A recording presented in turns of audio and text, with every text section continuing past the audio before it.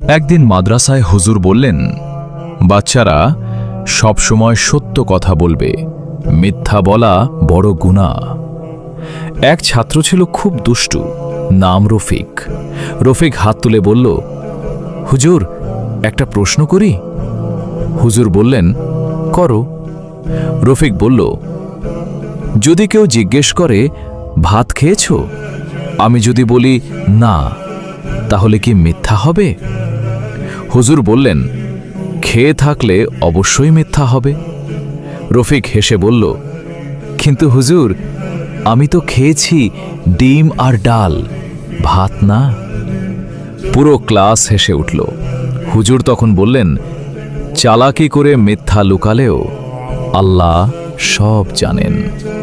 আপনাদের যদি ভিডিওটা ভালো লাগে তাহলে অবশ্যই লাইক দিন, চ্যানেলটা সাবস্ক্রাইব করুন আর আপনার বন্ধুদের সাথে শেয়ার করতে ভুলবেন না।